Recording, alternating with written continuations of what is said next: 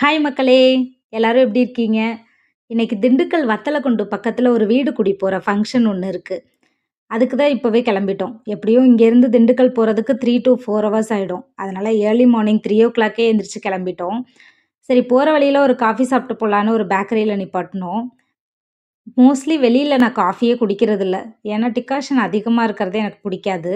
But இன்னைக்கு போறதுக்கே 3 two 4 hours ஆயிடும். அதனால போற வழியில சரி காஃபி குடிச்சிட்டு போலாம் அப்படின்னு சொல்லிட்டு டிசைட் பண்ணியாச்சு. ஆக்சுவலி இன்னைக்கு தைப்பூசங்கிறதுனால மக்கள் நடமாட்டம் கொஞ்சம் அதிகமாவே இருந்தது. எல்லாரும் காஃபி குடிக்கிறது, நடந்து போறப்ப வந்து ரெஸ்ட் எடுக்கிறது இந்த மாரிலாம் இருந்தாங்க. பாருங்களேன், நம்ம தமிழ்நாட்ல கடவுளுக்கான முக்கியத்துவம் எவ்வளோ அழகா இருக்குல்ல. மக்கள் வந்து இந்த மாரி பழனிக்கு பாத யாத்திரை போறதா இருக்கட்டும், அதுக்கு சப்போர்ட் பண்றதுக்கு எல்லாரும் அன்னதானம், ஜூஸு, மோருன்னு வழியெல்லாம் வச்சுட்டு குடுத்துட்டு சப்போர்ட் பண்றாங்க. அவங்க நடக்கிறதுக்கு எவ்வளோ தூரம் நம்மளால ஹெல்ப் பண்ண முடியுமோ அத பண்றாங்க. இதெல்லாம் பார்க்கும்போது நமக்கே ஒரு மாதிரி மெய் சிலிர்க்குதுல்ல. இது இதுதாங்க எங்களோட பாகுபலி. நேம் நல்லா இருக்குல்ல? நாங்க இப்படி தான் பேர் வச்சிருக்கோம்.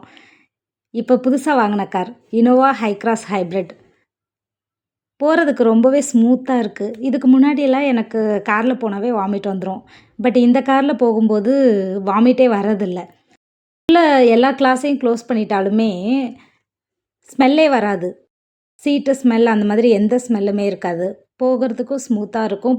மூவ் ஆகுறதே தெரியாது. இன்னைக்கு எங்க பசங்க 4 பேரையும் சமாளிக்கிறது தான் ஒரு பெரிய டாஸ்க்கா இருக்க போது. இப்பவே சேட்டைய ஆரம்பிச்சுட்டாங்க பாருங்க.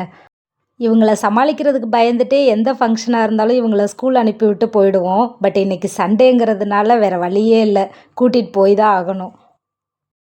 இப்பலாம் குழந்தைங்க ரொம்பவே சேட்டை பண்றாங்க. ஆண் குழந்தை, பெண் குழந்தை வித்தியாசமே கிடையாது. சரி நம்ம குழந்தை தான் இப்படி சேட்டை பண்ணுதா அப்படின்னு வெளியில எங்கேயாவது போய் பார்த்தா, அந்த குழந்தைங்க பண்ற சேட்டை அதுக்கு பரவால்ல நம்ம குழந்தைங்களே பரவால்லங்கிற மாதிரி தான் இருக்கு. பொழுது நல்லாவே விடிஞ்சிருச்சு. பாருங்க இதான் இன்சைட் த கார். எப்படி இருக்கு? பசங்க விளையாட ஆரம்பிச்சுட்டாங்க. அந்த பேக்கரியில துப்பாக்கி மாதிரி ஏதோ வாங்குனானுங்க. அத வச்சு ஷூட் பண்ணி விளையாண்டுட்டு இருக்கிறானுங்க. இப்பவே சேட்டை ஸ்டார்ட் ஆயிடுச்சு. போற வழியில ரோட்லயே நின்னு பூவெல்லாம் வித்துட்ருப்பாங்க. சரி காருக்கு கொஞ்சம், எங்களுக்கு கொஞ்சம் பூ வாங்கலாமேன்னு சொல்லிட்டு ஸ்டாப் பண்ணோம். ஒரு முழமே 150 கிட்ட சொன்னாங்க. தைப்பூசங்கிறதுனால விலைய சொல்லவே வேண்டாம். மல்லிகைப்பூ நல்ல நாள்லயே தங்கம் விலை விக்கும். பாருங்க இந்த வியூ எவ்வளோ அழகா இருக்கு. அதுவும் ஏர்லி மார்னிங்கிறதுனால இந்த மலையெல்லாம் சூப்பராவே இருக்கு. நீங்க எல்லாரும் ராணி வேலு நாச்சியார பத்தி கேள்விப்பட்டிருப்பீங்க. 1772ல ராணி வேலு நாச்சியாரோட கணவர் முத்துவடுகநாதர ஆங்கிலேய அதிகாரி ஃபோன் ஜோர் அப்படிங்கிறவரு கொலை பண்ணிட்டாரு. காளையார் கோவில்ல வைத்து கொலை பண்ணிட்டாரு. அந்த டைம்ல அந்த ஆங்கிலேய அதிகாரி ஃபோன் ஜோர்ட்டருந்து வேலு நாச்சியாரும், அவரோட மகள் வெள்ளாச்சி நாச்சியாரும் தப்பிச்சு திண்டுக்கல் மாவட்டத்துக்கு தான் வந்தாங்க. அப்போ திண்டுக்கலை ஆண்ட கோபால நாயக்கர் தான் அவர்களுக்கு 8 வருடம் அடைக்கலம் குடுத்தாரு. அந்த 8 வருட காலத்துல ஆங்கிலேயர்களை எப்படி எதிர்கொள்றது அப்படின்னு வேலு நாச்சியார் பிளான் போட்டு, மைசூர் அலி கிட்டலாம் ஹெல்ப் கேட்டு, அதுக்கப்புறம் 8 வருஷத்துக்கு அப்புறம் 1780ல திரும்ப ஆங்கிலேயர்ட்டேருந்து சிவகங்கைய மீட்டெடுத்தாங்க. 1780ல வேலு நாச்சியார் சிவகங்கையை மீட்டெடுத்ததுல திப்பு சுல்தானுக்கும், மைசூரை ஆண்ட ஹைதர் அலிக்கும் எவ்வளவுக்கு எவ்வளோ பங்கு இருக்கோ, அதே அளவுக்கு பங்கு திண்டுக்கல்லை ஆண்ட கோபால நாயக்கருக்கும் இருக்கு. அவர் தான் 8 வருடம் அடைக்கலம் குடுத்து அவர்கள பாதுகாத்தாரு. இந்த வியூ பாருங்க எவ்வளோ அழகா இருக்குன்னு சொல்லிட்டு. இதெல்லாம் தான் திண்டுக்கல் மலைகள். இந்த திண்டுக்கல்லுங்கிற பேர் எப்படி வந்ததுன்னா, இந்த மலைய பேஸ் பண்ணி தான் வந்தது. இந்த மலைகள்லாம் பார்த்தீங்கன்னா, ஒரு தலையணை மாதிரி இருக்குமாமா. திண்டுக்கல், திண்டுனா தலையணைன்னு மீனிங், கல்னா பாறை. அதனால தலையணை பாறை அப்படின்றது சேர்த்து திண்டுக்கல் அப்படின்னு சொல்லி பேர் வச்சிருக்காங்க. இந்த மலைகளோட ஒரு சராசரி உயரம்னு பார்த்தீங்கன்னா, ஒரு 380 மீட்டர் கிட்ட இருக்கும். போற வழியெல்லாம் பாருங்க, அழகா பூக்கள் விவசாயம் பண்ணி வச்சிருந்தாங்க. பார்க்கறதுக்கே ரொம்ப கலர்ஃபுல்லா அழகா இருந்தது. எல்லா கலர்ஸ் ஃப்ளவர்ஸும் இருந்துச்சு. சாமந்தி பூ, செவ்வந்தி, மல்லிகை தோட்டம் இந்த மாதிரி பார்க்கறதுக்கே கண்களுக்கு இதமா இருந்தது. அதேபோல இங்க உள்ள திண்டுக்கல் பாறைக்கோட்டை வந்து 17ஆம் நூற்றாண்டுல நாயக்க மன்னர்கள் தான் ஆட்சி செஞ்சுட்டு இருந்தாங்க. அந்த மாதிரி ஆட்சி செஞ்ச கிருஷ்ணப்ப நாயக்கர் வந்து அந்த திண்டுக்கல் கோட்டைய வந்து கட்டியிருக்காரு. அதே போல தான் இங்க கொடைக்கானல் மலை, சிறுமலை போன்ற மலைகள்லாம் இருக்கு. திண்டுக்கல்னு சொன்னாவே திண்டுக்கல் தலப்பாக்கட்டி தான் ஞாபகம் வரும். பட் என்ன பண்ணுறது, இன்னைக்கு தைப்பூசம். ஸோ தலப்பாக்கட்டி பிரியாணிலாம் சாப்பிடவே முடியாது, வாய்ப்பே இல்ல. இங்கே வெஜிடபிள்ஸ்ன்னு பார்த்தீங்கன்னா, பட்டர் பீன்ஸு, சேப்பக்கிழங்கு இதெல்லாம் ரொம்பவே ஃபேமஸ். பட்டர் பீன்ஸ் எல்லாம் சமைச்சா அப்படியே நான்வெஜ் சாப்பிட்ற மாதிரியே இருக்கும். அவ்வளோ டேஸ்டியா இருக்கும். சேப்பங்கிழங்கும் நல்லாயிருக்கும். நீங்க திண்டுக்கல் சைட்லாம் வந்தா கண்டிப்பா இந்த பட்டர் பீன்ஸையும், சேப்பங்கிழங்கையும் மிஸ் பண்ணிடாம வாங்கிட்டு போய் செஞ்சு பாருங்க. சமைச்சு சாப்பிட்றதுக்கு ரொம்ப டேஸ்ட்டா இருக்கும். ரொம்ப நேரமா போயிட்டே இருக்கோமே, எப்போதாங்க வரும் அப்படின்னு கேட்டேன். ஒரு வழியா ரீச் ஆயிட்டோம். மோஸ்ட்லி நான் எந்த ஃபங்ஷனுக்கு கூப்பிட்டாலும் போவேனா என்னன்னு தெரியல. ஆனா வீடு குடி போற ஃபங்ஷன்னு கூப்பிட்டா கண்டிப்பா போயிடுவேன். ஏன்னா, அவங்க என்ன மாடல்ல வீடு கட்டியிருக்காங்க, என்ன மாதிரி இன்டீரியர்ஸ் யூஸ் பண்ணியிருக்காங்க, எப்படி இருக்கு டிசைன்ஸ் எல்லாம் அப்படின்னு பார்க்குறதுல எனக்கு கியூரியாசிட்டி ரொம்ப அதிகம். அதனால மிஸ் பண்ணாம வீடு குடி போற ஃபங்ஷன் மட்டும் எங்க கூப்பிட்டாலும் போயிடுவேங்க. நாங்க லேட்டா தான் வந்தோம். அதுக்குள்ள எல்லாமே முடிஞ்சிருச்சு. பட் இருந்தாலும் கெஸ்ட் வந்துட்டே தான் இருந்தாங்க. பயங்கரமா வெல்கம் பண்ணாங்க எல்லாரும். வீடு சிம்பிளா, நீட்டா இருந்தது. 2 பிஹெச்கே தான். போன உடனே ஒரு பெரிய ஹால். ஹால்லே ஒரு பெட்ரூம் இருந்தது. அதுக்கப்புறம் அந்த சைடு கிச்சன். கிச்சன் பக்கத்துலயே ஒரு டைனிங் டேபிள் போடுற அளவுக்கு ஸ்பேஸ் இருந்தது. பார்க்கறதுக்கு நல்லா இருந்தது. அதுக்கு பக்கத்துல ஒரு பெட்ரூம் வச்சிருந்தாங்க.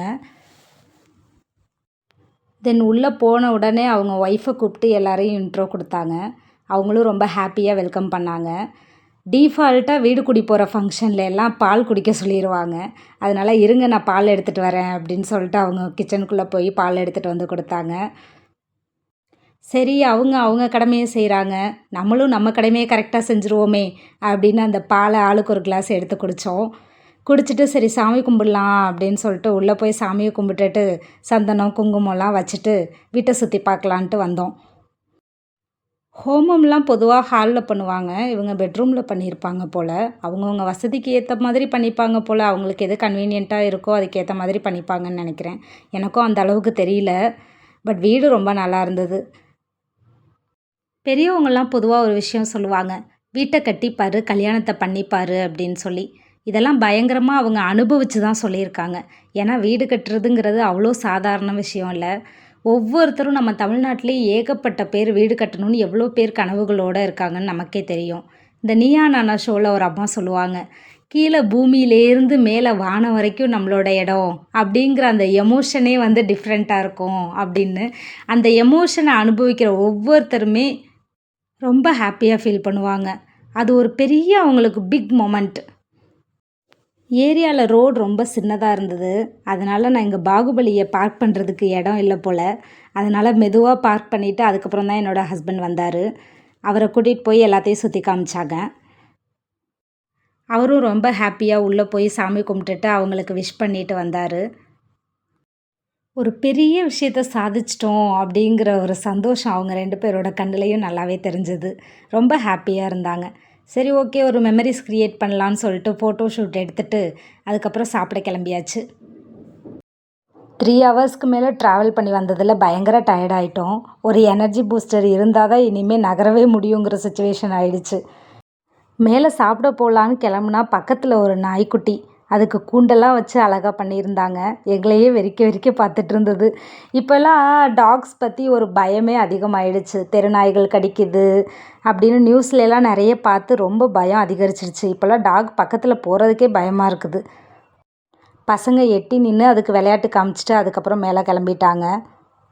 நம்ம தமிழ்நாட்ட பொறுத்தவரைக்கும் தமிழ் மக்களோட முக்கியமான இயல்பு ஒரு நேச்சர்ன்னு சொல்லலாம். அது வந்து விருந்தோம்பல். வரவங்கள சாப்பிட வச்சே கொன்றுவாங்க. அந்த மாதிரி பயங்கரமா வெல்கம் பண்ணி சாப்பிட சொன்னாங்க. அது இதுன்னு இலையில ஃபுல்லா வச்சு தள்ளிட்டாங்க. எங்களால தான் சாப்பிட முடியல.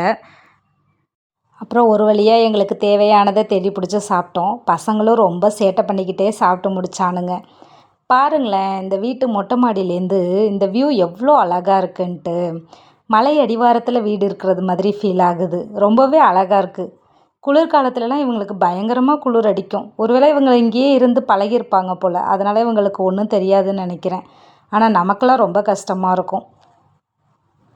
சரி திண்டுக்கல் வரைக்கும் வந்திருக்கோம். இன்னைக்கு சண்டே வேற. எங்கேயுமே போகாம எப்படி திரும்ப வீட்டுக்கு போக முடியும்? ஒரு ஒன் டே ட்ரிப் மாதிரி பிளான் பண்ணலான்னு யோசித்தோம். எங்கே போகிறதுன்னு கூகுள் சர்ச் பண்ணிகிட்டு இருந்தோம். அதுக்கப்புறம் தான் ஒரு ஐடியா கிடச்சிது எங்கே போகலான்னு சொல்லிட்டு. எங்கே போனோம், எப்படி இருந்தது அந்த பிளேசஸ் எல்லாம் அப்படின்னு சொல்லிட்டு அடுத்த வீடியோவில் உங்களுக்கு போடுறேன். மிஸ் பண்ணாமல் வீடியோஸ் பாருங்கள். பை.